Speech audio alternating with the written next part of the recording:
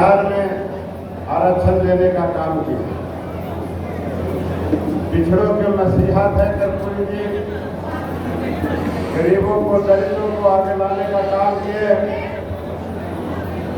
उनके कार्यों को आगे बढ़ाने के लिए माननीय मुख्यमंत्री श्री नीतीश कुमार जी जब मुख्यमंत्री बने बिहार के, तो उन्होंने दलितों को आगे पिछड़ों को आगे लाने के लिए विशेष रूप से अभियान चलाया।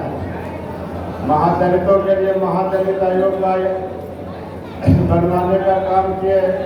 12 विकास हर जगह बनवाए। आज अति पिछड़ों का पंचायती राज में आरक्षण देने का काम किया, जिससे कि आज प्रमुख नगर परिषद का अध्यक्ष, जिला परिषद के अध्यक्ष भी अति पिछड़े भाई बंधु बन रहे हैं। इस तरह माननीय मुख्यमंत्री जी पूरे बिहार में सभी समाज को लेकर के बिहार का विकास कर रहे हैं। आने वाला चुनाव जब आएगा तो माननीय मुख्यमंत्री जी के हाथों को मजबूत करने के लिए हम लोग आगे आएंगे और आगे रहेंगे। साथियों, हमारे बहुत सारे वक्ता भी मंच पर मौजूद हैं।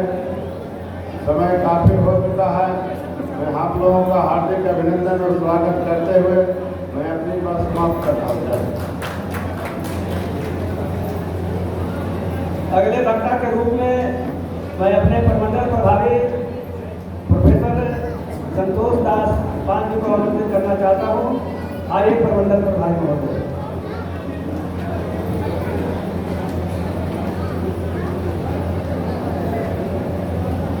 इस बारी विधानसभा के काफी पर भरपूर चर्चा कार्यक्रम की अध्यक्षता कर रहे पटना जिला ग्रामीण के शानदार जानदार अध्यक्ष और विश्व के उपाध्यक्ष भाई अशोक कुमार जी, संचालन कर रहे दूसरा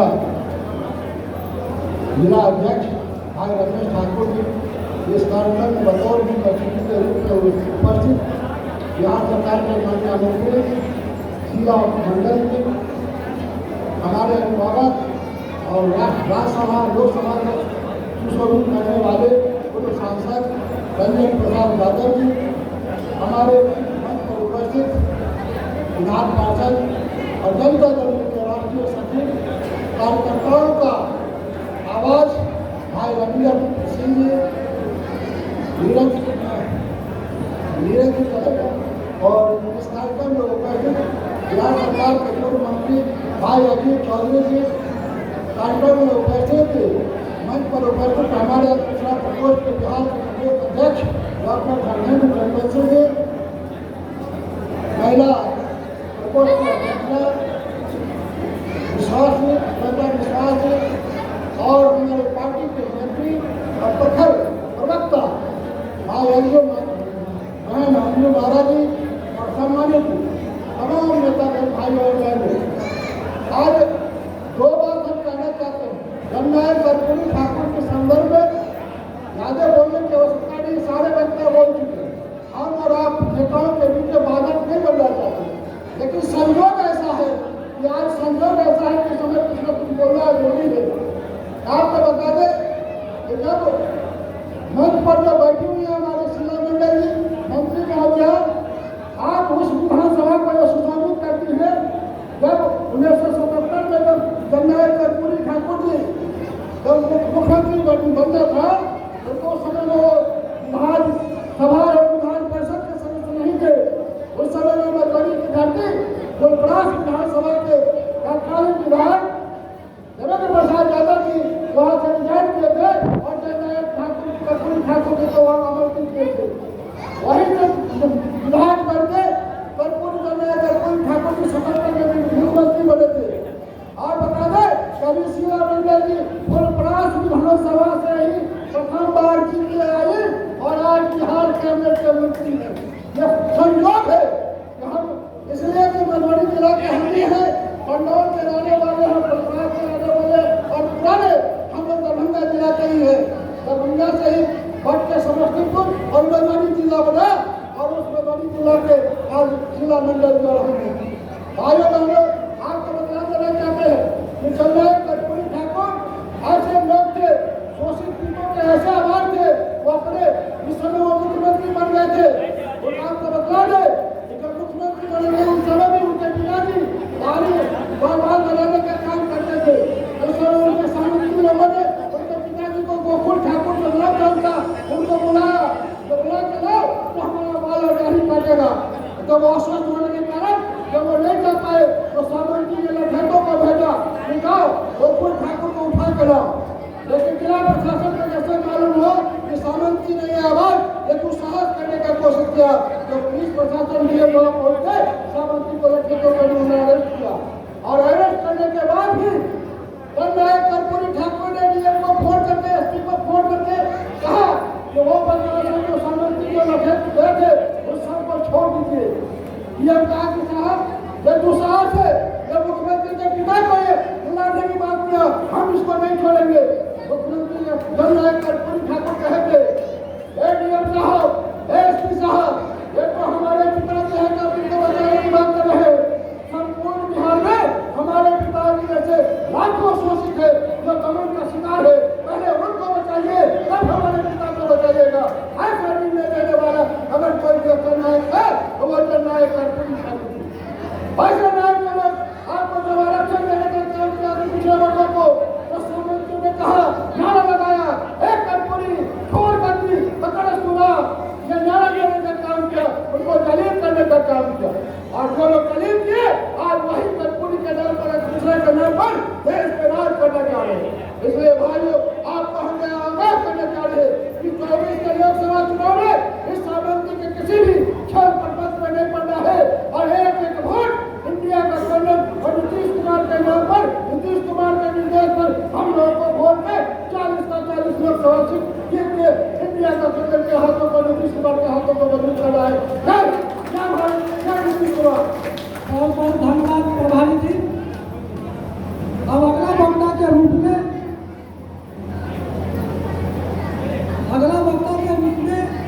पार्टी के केस करार नेत्री और प्रवक्ता, बिहार के प्रवक्ता अंजू महाराज जी को आमंत्रित करते हैं कि आए और अपने वक्तव्य से हमारे श्रोताओं को लाभान्वित करें।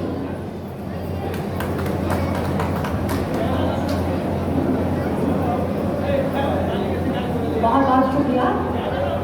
आज पाली विधानसभा में आयोजित कर्पूरी चर्चा कार्यक्रम के सम्मानित अध्यक्ष और हमारी पार्टी के पटना जिला ग्रामीण के अध्यक्ष हमारे बड़े भाई श्री अशोक सिंह जी, मंच का बहुत ही खूबसूरती से संचालन कर रहे हैं भाई रमेश ठाकुर जी, माननीय मंत्री परिवहन विभाग बिहार सरकार बड़ी बहन श्रीमती शीला मंडल जी, माननीय पूर्व सांसद अभिभावक हमारे श्री रंजन यादव जी, माननीय विधान पार्षद सह पार्टी के राष्ट्रीय सचिव हमारे बड़े भाई श्री रविंद्र सिंह जी, माननीय प्रदेश अध्यक्ष अति पिछड़ा डॉक्टर धर्मेंद्र चंद्रवंशी जी, पूर्व मंत्री और हमारे साथी वक्ता अभिभावक श्री अजीत चौधरी जी, प्रमंडल प्रभारी अभिभावक श्री संतोष पान जी, पूर्व प्रत्याशी और पूर्व विधायक यहाँ के जो यहाँ के लोगों के लिए दुख सुख में हमेशा रहते हैं, उनके आपके दिलों में उनके लिए कितनी मोहब्बत है इसको मैंने देखा है, श्री जयवर्धन यादव जी, पूर्व सदस्य राज्य खाद्य आयोग हमारे बड़े भाई श्री नंदकिशोर कुशवाहा जी, महिला आयोग की हमारी बहन श्रीमती श्वेता विश्वास जी, भाई रविंदर जी, भाई नागेंद्र चंद्रवंशी जी, शाहिद भाई और सम्मानित मंच और पाली विधानसभा से यहाँ आए हुए हमारे तमाम भाइयों बहनों और साथियों, आज हम सुबह से आप सुन रहे हैं आज कर्पूरी चर्चा को लेकर के जननायक कर्पूरी ठाकुर साहब का जीवन कैसा था, उन्होंने कितना संघर्ष किया, जब तक वो जीवित रहे तब तक उन्होंने समाज को एक समानता पूर्ण समाज बनाने के लिए उन्होंने संघर्ष किया और उनके संघर्ष को जब काम करने का मौका नहीं मिला, लेकिन किताबों के माध्यम से अपने सीनियर्स के माध्यम से जब उनके जीवन को, उनके संघर्ष को, उनके कार्यकाल को समझने का हमें मौका मिलता है तो मैं दावे के साथ कह सकती हूँ कि जननायक कर्पूरी ठाकुर एक ऐसे योद्धा थे, राजनीतिक योद्धा थे जिन्होंने अपमान का घूंट पीकर भी एक बदलाव की इबारत लिखी, एक बदलाव की लकीर खींची, वो राजनीतिक योद्धा थे आदरणीय जननायक कर्पूरी ठाकुर। उन्होंने सबसे पहला आरक्षण अगर मुल्क में आया तो बिहार में आया, महिलाओं को आरक्षण, गरीब सवर्णों को आरक्षण, यानी कि उन्होंने वो तमाम कार्यक्रम नीतियां और वो काम किया जिससे समतामूलक समाज की स्थापना हो सके। और जब हम देखते हैं आज के परिप्रेक्ष्य में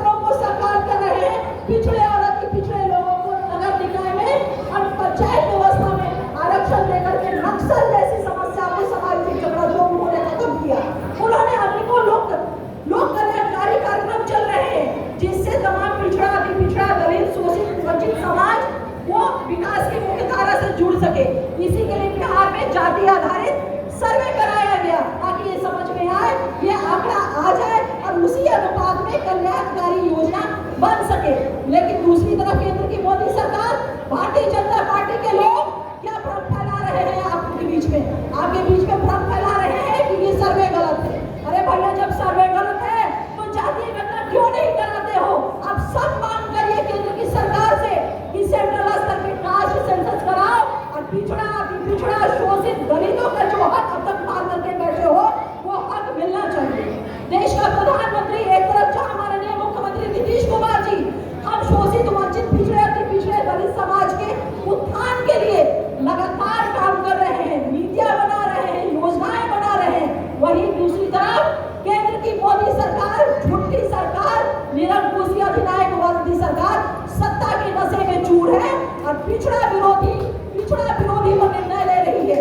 हमारे पिछड़े, अति पिछड़े के बच्चों के लिए कक्षा 1 से 8 तक की छात्रवृत्ति योजना थी साथियों। अब गौर से सुनिएगा इस बात को, 1 से 8 तक के बच्चों को छात्रवृत्ति योजना थी, लेकिन केंद्र की सरकार ने उस छात्रवृत्ति योजना को बंद कर दिया ताकि हमारे और आपके बच्चे, अति पिछड़ों के बच्चे पढ़ नहीं सके। लेकिन आपको लगता होगा कि अभी तो वो पैसा मिलता है, तो मैं वो आपको बता दूं कि वो पैसा हमारे प्यारे मुख्यमंत्री श्री नीतीश कुमार जी बिहार के कोष से वो पैसा बच्चों को देते हैं और केंद्र की मोदी सरकार की उस मंशा को उन्होंने असफल किया। बाबू जगजीवन राम छात्रावास योजना, उस योजना का नाम सिर्फ इसलिए बंद करके रख दिया, उस नाम को बदल दिया मोदी सरकार ने, क्योंकि बाबू जगजीवन राम दलित समाज से आते थे और उनके नाम के आगे बाबू लगा था, जिसको नरेंद्र मोदी और भाजपा के लोग बर्दाश्त नहीं कर सके और उस छात्रावास योजना का नाम बदल करके रख दिया। दूसरी चीज है कि मोदी सरकार, हम सब जानते हैं, वो जुमलेबाजों की सरकार है। क्या कहा था, मैं आपको थोड़ा सा याद दिलाती हूँ। 2014 में कहा था ना कि काला धन आएगा, कहा था ना कि अच्छे दिन आएंगे, कहा था ना कि गरीबी दूर होगी, कहा था ना महंगाई दूर होगी, कहा था ना कि बेरोजगारी खत्म होगा, कहा था ना कि किसानों की आय दुगनी होगी। क्या हुआ ये सब? महंगाई की तो मार वो पड़ी है कि प्याज 60-70 रुपए किलो मिलना शुरू हो गया है। अरे आटा और चावल पे जीएसटी और टैक्स आज तक नहीं लगे थे। इस मोदी सरकार में गरीबों का 2 जून की जो रोटी मिलती है, जिससे हम पेट पालते हैं, उसमें भी इसने जीएसटी टैक्स लगा दिया है ताकि 2 वक्त की रोटी भी हमारे पेट में ना जा सके। इसको कौन देखेगा? ये आपको देखना होगा। पिछड़ा, अति पिछड़ा, दलित, वंचित समाज 50% की ताकत है। नीतीश कुमार जी ने पूरे देश में घूम करके निरंकुशी मोदी सरकार के खिलाफ में विपक्ष को एकजुट किया, इंडिया गठबंधन बनाया। मैं आपसे कहूंगी कि हमारे नेता नीतीश कुमार जी की हिम्मत को सराहो, उनके हमराह बनो। नीतीश कुमार जी ने जो सम्मान जलाई है, उनके आंधियों के खिलाफ में उनके साथ आप मजबूती से खड़ा रहिए। एक चीज और मैं कहना चाहती हूँ कि मोदी सरकार, में बातों को खत्म करूंगी, तबियत भी थोड़ी अस्वस्थ है। केंद्र की मोदी सरकार, भाजपा की सरकार आरक्षण विरोधी सरकार है। आप इस चीज को समझिए। जिस आरक्षण के लिए हमारे बाबा साहब ने संविधान में प्रावधान दिया, जिस आरक्षण के लिए हमारे जननायक कर्पूरी ठाकुर ने संघर्ष किया, जिस आरक्षण के लिए हमारे नेता नीतीश कुमार जी ने संघर्ष किया, उस आरक्षण के खिलाफ चक्र केंद्र की मोदी सरकार रच रही है। संस्थाओं का निजीकरण करके रेलवे का निजीकरण हो गया, रेलवे में अब आरक्षण नहीं है। हवाई जहाज, हवाई अड्डों में निजीकरण हो गया, सीआईएसएफ के जवान अब आउटसोर्सिंग से आते हैं, हमारे और आपके बच्चे अब वहां नहीं जा पाएंगे। तो इस चीज को कौन समझेगा?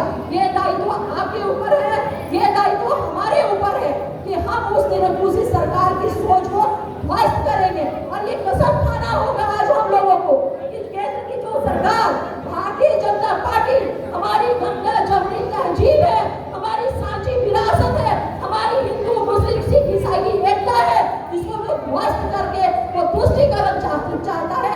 हम अपनी सांची विरासत को, हम अपनी एकता को, हम अपनी भाईचारा को खत्म नहीं होने देंगे।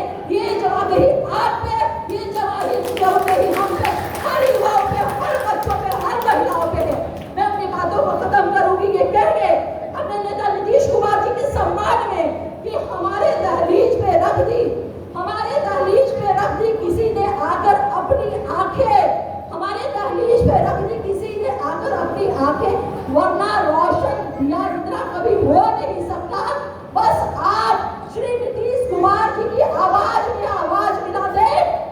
देखिए इस मुल्क में क्या हो नहीं सकता।